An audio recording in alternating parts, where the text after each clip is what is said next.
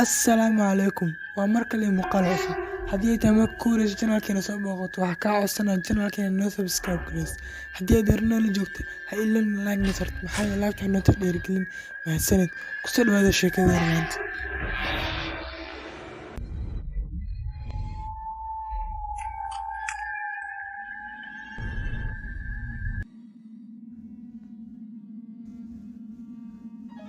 In muddo kadib, markuu aabbahay ii yimid, wuxuu hadiyad nagu soo gaari qurux badan.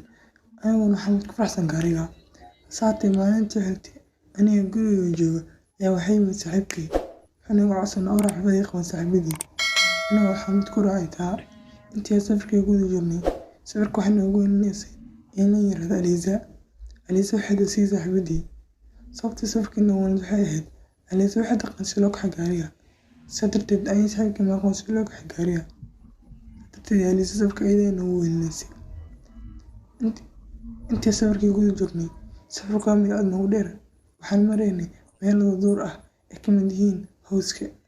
Aan waxaa mid ka fikiray waxyaalo kala duwan ay ka mid yihiin habka ugu fudud ku barako si loo kaxeeyo gaariga. Saatay marka goobtii nimid, aan gaariga ka soo deganay. Waxaan dib u eegay waddadii. Waxaan ogaaday in badan aan ku soo waday ninka gurigeygii. Saatay xaafadii aan guri galnay. Daqiiqado gudahood, Aliza ayaa noo timid. Waxayna inoo sheegtay in si degdeg ah waalidiinteedu soo waceen. Saaxiibkeen wuxuu sheegay in si dhibaato leh Aliza aanay waqti ku sii qaadan xafladda. Anigoo yaaban, haddana xafladii ayaan sii guda galay si aan waqti u sii qaato. In cabaar ah markii aan xafladii waqti u qaatay, ayaa waxaa la gaaray xilli saqrax ah. Saacadii markii aan eegay, waxay noqotay 12 habeenimo. Intaa kadib waxaan bilaabay inaan baadi gooyo saaxiibkay. Saatay dhammaan xafladii waan ka waayay gebigeedaba. Anigoo aad u careysan, isla kaliya muxuu goobtan cidla kaga tagay, ayaan waxaa arkay mid ka mid ah meesha jooga. Waxaan ka codsanay inuu telefoonkiisa si aan u waco saaxiibkay. In cabaar ah markaan ku celiyay telefoonka saaxiibkay, igama qaban. Intaa kadib waxaan dhahay kaligaas ku lugay. Intaa kaliya lugeynayay, aan waxaa mid aad u careysan. Aan is weydiinayay sababta kaliya ay tahay goobtan cidla ah aadna ka aqoon. Saatay in cabaar ah ayaa dad kaliya ku lugeynayay. Aad baan u cabsanayay. Intii aan lugeynayay ayaa gadaashii waxaa ka yimid gaari. Intaa kadib waxaan bilaabay inaan farxo. Gaariga waxaa wadaystay caawinaad. Gaariga markuu istaagay oo muraayadda dejiyayna, waxaa gaariga saarnaa nin. Intaa kadib waxaan bilaabay in ninka uu cararo. Waxaan ka codsanay si dhow ninka gurigeyga. Asagoo wuxuu mid u ogolaaday. Waan fahmay laakiin sababta qoslay waxaa mid qoslaya. Intaa kadib waxaan bilaabay inaan gaariga soo fuulo. Aniga aad u daalin hurdana i hayso. Asagoo waxaa su'aalo badan weydiinaya. Anigana ma ogaan soo ugu jawaab su'aalaha maxaa yeelay dad darna ayaa haysa.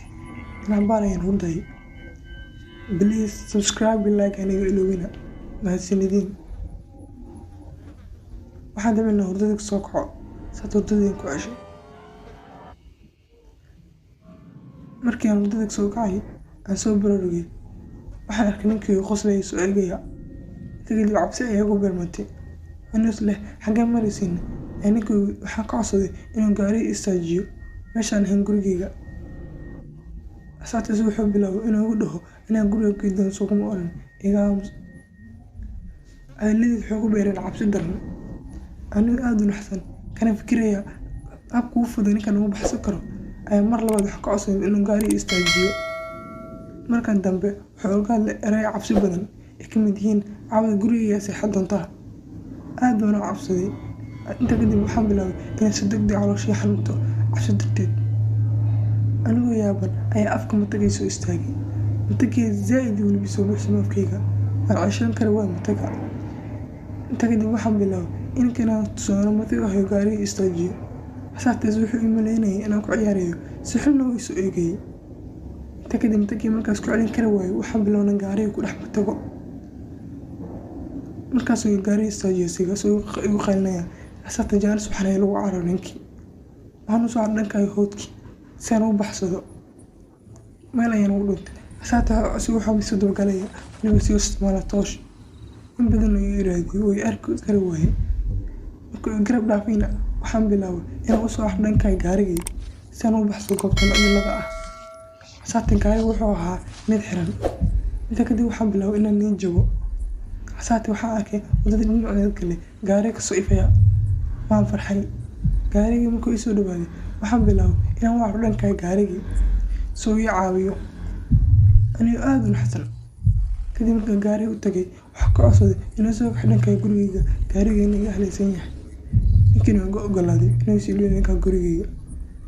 Waan ka soo cararay meeshii cilaga ahaa iyo ninkii wuxuusha ahaa.